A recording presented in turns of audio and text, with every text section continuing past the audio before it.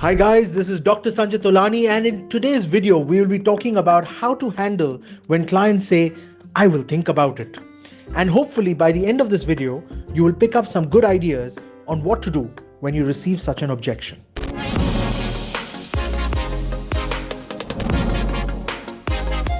Preview.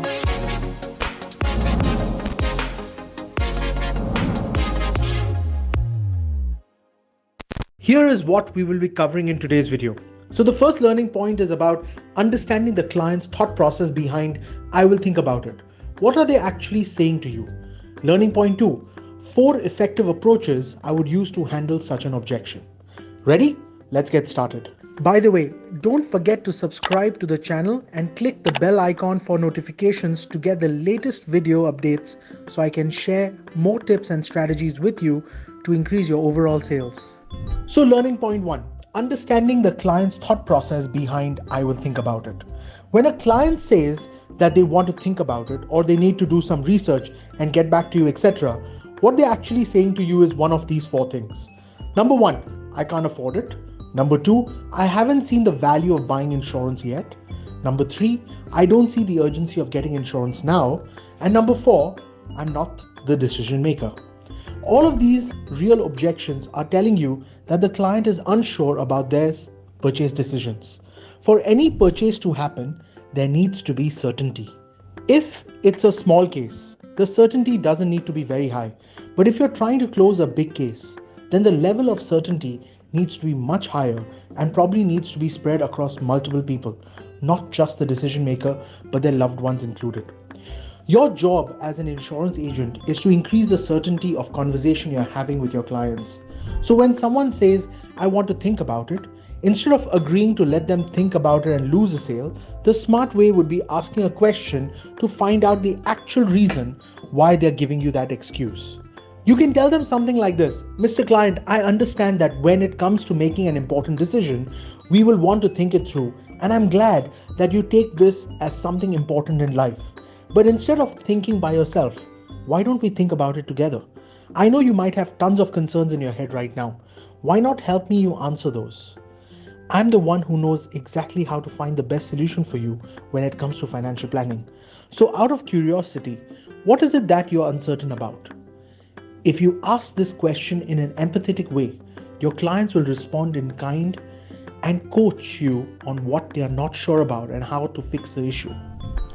Next, once you get your clients sharing about their actual concerns, your job now is to help them gain certainty and give them valid reasons on why they need to buy insurance. And you are the one who can give them the results they're looking for.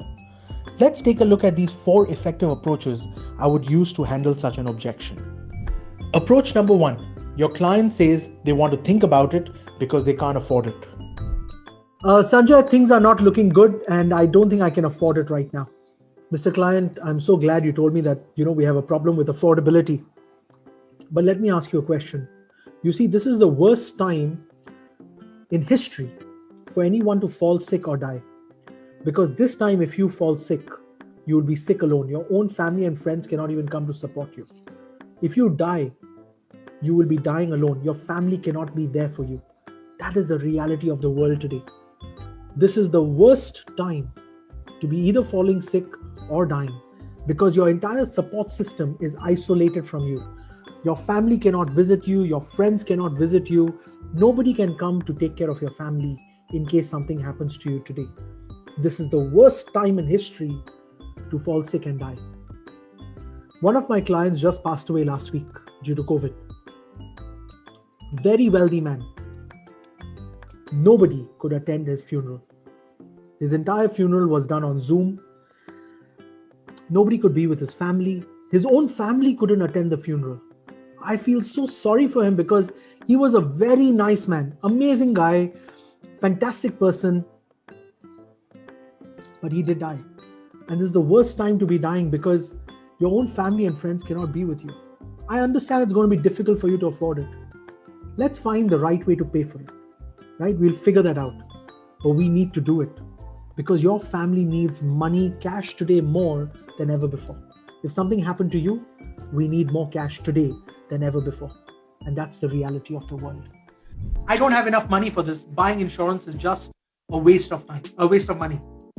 Mr. Client, I understand you don't have enough money and you feel that probably is a waste of money. But let me ask you this question. As long as you have income, right? There's no problem. But the day you cannot work, my job is to just replace the money that you would have otherwise earned. You see, insurance is an absolute waste of money till you need it. But the day you need it, if you don't have it, that's the problem. Because every client that I work with, right, they tell me the same thing. They're like, Sanjay, why do I need insurance? The why is very simple, Mr. Client. It's insurance is a waste of money till you need it. It's better to have insurance 5 years early than to have it one day too late, because you probably can't get it. You see, insurance can only be purchased with your health and your age. It has nothing to do with how much money you have. Insurance can only be purchased with two factors: your good health and your age. If you're too old, you can't buy it. If you're unhealthy, you can't buy it. It's as simple as that. Think about it. Every single client that I work with, once they realize this, they've always bought it. So the question is, are you healthy? That's your first question that you have to answer. If you're healthy, we can continue to talk. If you're not healthy, let's not even have this conversation. Simple as that. Approach number 2. Your clients say they want to think about it because they haven't seen the value of buying insurance yet. Sanjay, I think I have enough money and I don't believe in insurance. Well, Mr. Client, I'm so glad you told me that you don't believe in insurance, but let me ask you something. Insurance is nothing that you have to believe in. I mean, it's like you have a car, you need to buy car insurance because that's what the purpose is. If you lose your car, you want to be protected. It's not about whether you have enough money or not. You are the asset for your family, right? The whole purpose of insurance is to transfer risk that you can't handle. You see, you are very good at managing money. You're intelligent, you're smart. I don't think you need insurance. But your children, your wife, your family might not be as intelligent at managing money the way you are. They need someone as a plan B. So my job is only to create money so that they have more time to be able to learn how to manage money, because you are very smart. I have no doubt in your capability. Let's get that very clear. You don't need life insurance, but life insurance is not for you. Life insurance is for your family, because they might not be able to manage money the way you do it. They might not be able to understand how the business works the way you do it. That's the reality.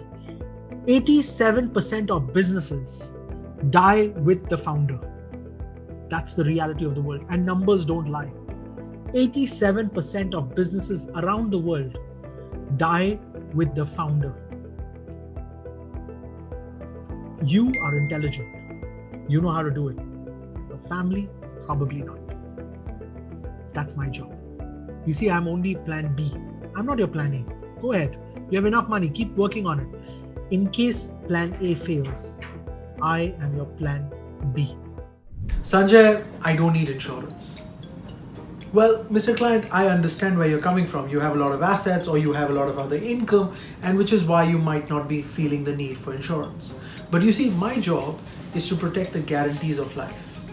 One of the biggest guarantees in life is we are going to pass away, and that we call death. Now, this is something that we don't like to discuss about. I mean, it's not dinner talk, right? But that's reality. You see, Mr. Client, there's only one question that you need to answer. What happens to your family when you're not there anymore? And you have to learn to keep quiet after you've asked that question. Give the person some time for perspective. Because if you think about it, you see, Mr. Client, what happens is when you're not there anymore, your family will start to consolidate all the assets, all the businesses, and try to find out what's the right way to handle things. Why don't we make that process simpler for them? Why don't we make sure that they don't have to worry about cash? You see, the most important thing in life is not assets, it's cash flow. It's making sure you have the income that the family can depend on. It's not assets. Nobody's dependent on assets. Everyone's dependent on income. My job is to make sure they have liquid income that keeps coming through. That is what is the purpose of insurance. Making sure that the family has continuous income to continue living the lifestyle that you are currently living. That's all I'm doing, is replacing your income. Your assets is your job. That's where you come in, is building your assets. My job is making sure that the income flow never stops, and I protect the guarantees of life. Approach 3. Your clients say they want to think about it because they don't see the urgency of getting insurance now. Sanjay, what do you say to clients who say, I am healthy, live healthy, haven't been sick for 20 years, why should I buy insurance? Well,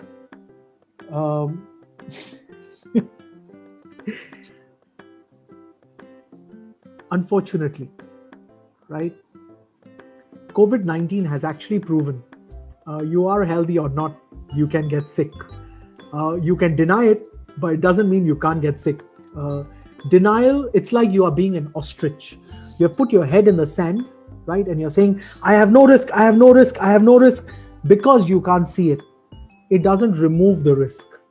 This pandemic has actually proven, irrespective of how old you are, how rich you are, which religion you follow, it doesn't matter, right? You can catch the virus, you can fall sick. This pandemic is absolute proof that illness doesn't follow guidelines. Just because you are healthy doesn't mean you cannot fall sick. This pandemic is absolute proof. So Lim, that's your conversation. It's a simple example. They need that example, right? I will decide when things go back to normal, right? How many of you have been getting this objection that I will decide when things go back to normal?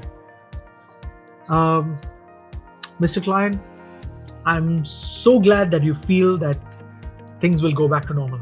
But let me give you the reality. Nothing will go back to the same normal that you knew of. We all have had to make some changes. And because these changes have happened so fast, we need to learn to adapt to these changes very quickly. Let me give you a simple example. Do you realize we've all been forced to retire? Who thought that we'll be forced to stay at home? Who thought that children will be studying from home? Who thought that we'll be able to work from home? Think about that. You see, none of us even thought about this. But that's probably what normal is. So if that's the normal, we're already there. And we need to adjust for that. Now is the best time for you to restructure your investments, because now you need to understand that income is more important than assets. If you have multiple properties, today you cannot even visit those properties. You cannot even check if those properties are okay. You have no option. You are stuck in your own house. If you have properties in other countries, you can't even travel there anymore. And this is the best time for you to restructure your investments to see which investments are giving you income. Because now it's not about asset, it's about income. Let's focus on restructuring your investments in such a way that they give you more and more guaranteed income. We need to start looking at income rather than assets. Let's restructure. And that is the normal that you should be focusing on. It doesn't affect me, but that's a decision you have to make. Are you ready to relook at your investments and restructure in such a way that you get more and more income? If the answer is yes, let's continue this conversation. Simple. Approach 4. Your clients say they want to think about it because they are not the decision maker. So another very common objection that I get is, Sanjay, I need to ask my father, or I need to ask my parents, or I need to ask my spouse. You see, what the client is trying to tell you is they're probably not the right decision maker to make this decision. So first of all, acknowledge it. Mr. Client, I understand, or Miss Client, I understand where you're coming from. You probably want to get your family or your friends involved in this decision. So why don't we do one thing? Instead of you trying to handle all the questions that they would ask, because they would ask questions for sure, why don't I come along with you in that meeting? Organize a meeting where you and I could be working together, and I could explain to them exactly what I explained to you. But if they have any other questions that are slightly different from yours or different from yours, I'm there to handle it. You see, I don't want you to look that you didn't do your research before you discuss this with them. That's my job. You would have questions that I need to answer. There could be technical questions, there could be regular questions. It doesn't matter what type of question is there. It's just that you probably want me in that meeting. The most important thing is getting across the reason why we did this. You see, Mr. Client, the reason why I'm doing this for you is I was working with a client previously, and the son was trying to get his father to buy protection as key man insurance. And one of the things that came up was, Sanjay, I might not be able to explain that to my father the way you explained it to me. So would you mind joining me in that meeting? And that was the reason why I actually joined the meeting, and I realized he's correct. A lot of questions that his father asked me were very different from the question that he asked me. And me being there allowed him to make sure that they both understood and they did not have any misconceptions, or there was no miscommunication of information. So being in that meeting allows me to be more powerful, allows you to be more powerful. So that's how you would handle something like that. I hope this video has provided you better clarity on how to handle when your clients say they want to think about it. If you like this video, don't forget to subscribe to my YouTube channel and leave a comment in the comment section below telling me I love this video, so my team and I are motivated to produce more awesome content for you. On the other hand, I totally understand that while I love sharing my concepts on presentation, objection handling, closing, and upselling, I would not be around forever to be teaching advisors my newly created concepts. And I always receive messages from advisors asking me, Dr. Sanjay, how can I create such unique concepts like you for my clients? I love your concepts, but I want to stand out and create my own concepts so I feel different. Or your concepts are great, but how can I tweak them for my own market and clients? And the list goes on. That's why I've decided to organize a concept creation workshop to teach you how you can create your own unique financial concepts. Wouldn't it be great if you had the ability to create your own financial concepts and use them to enhance your presentation, objection handling, and upselling? Time and time again, it has been shown that introducing concepts alongside your presentation is one of the fastest ways to instill trust and confidence among your clients. Hi, my name is Dr. Sanjay Tolani, and in 2020 alone, I successfully did more than 200 MDRT. But very few people know that before I got where I am today, I used to struggle with selling insurance. In fact, when I first started selling insurance in 2003, I went through the first few months converting less clients than I could count on my fingers. This is after having already approached hundreds of clients and exhausting a bulk of my warm leads. You see, I was taught to memorize scripts and use fixed product templates. But soon I started to lose many clients because many of them found my sales explanation to be too long and complicated. This got me wondering if our insurance scripts, presentations, and sales process could be made simpler and easier. That's when I decided to embark on a mission, flying all over the world trying to learn the secrets behind what separated the top financial advisors from the rest of us. What I found out is that almost all top advisors in our profession have one similar unique ability. They can create concepts that are simple and relevant. All of them were masters of adapting the needs of their clients, translating them into concepts which their clients could immediately grasp to convince them that it was what they needed exactly at that moment. I remember absorbing and learning from them everything I could before trying it out on my own. The result? I closed more clients in 1 week than I did in 3 months. There was no turning back. This method was a game changer. I went on to spend the next decade formulating and testing many different concepts over a wide range of products and client bases, achieving a great deal of success from them. Many of you have probably heard some of these concepts I've created from my concept presentation playbook or my YouTube videos on how to sell insurance videos. I still use them to this very day. But what I haven't had the chance to share is the process of creating these concepts. I already know what you're going to ask. Dr. Sanjay, why do I need to create new concepts? Can't I just take the concepts that I've learned from you? Sure, that might work when you're starting out. The concepts I have provided have proven to be very effective if used correctly. But in this day and age, as the market evolves, you need to adapt with it. Different customers have different needs and requirements. In fact, do you know that I have more than 100 different concepts that I use on a day-to-day basis? There is no one-size shoe fit. That's why I have decided to come up with the concept creation workshop to teach you you can also create your own concepts and harness the power of strong financial concepts to help you improve your sales. Here is what you can expect from this workshop. In part 1 of the workshop, we will be running through the basics and theory of creating concepts. You will learn the different framework and method I use to create my winning concepts and how you can follow a simple step-by-step method to create your very own concepts for yourself. I will share with you my 7 new rules of concept creation and reveal a series of my newly created concepts for your references. Hopefully by the end of part 1, you will gain clarity and be able to create your own version of concepts too. In part 2 of the workshop, we will focus on practical application of concepts in insurance sales. I will demonstrate how to use concepts in presentation, objection, and upselling. You will learn how to apply concepts in different scenarios and different client bases, and how you can eventually create a library of your own concepts for yourself. In part 3 of the workshop, I want to focus on fine-tuning your concept delivery by teaching you soft skill basics. Think about it. What is the point of having great concepts if you can't deliver it effectively? That's why you will be taught soft skills for online conferencing. For example, how do you lead a conversation to a product presentation in a Zoom call, and soft skills for offline meetings. Lastly, we will end off this whole class with a Q&A and role play, where I will be selecting a few attendees to show us their new concepts and guiding them on the spot on how they can make it better. This process will allow you to gain better clarity.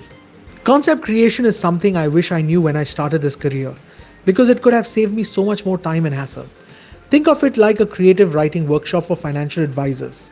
You will not see immediate results, but like dollar cost averaging, if you can invest time to learn and appreciate it, you will be able to harness its strength in the long term. If you have been in the family long enough, you know we never cover the same topic twice. So please remember to register for the concept creation workshop early, because seats are usually sold out in a few days. See you at the upcoming concept creation workshop.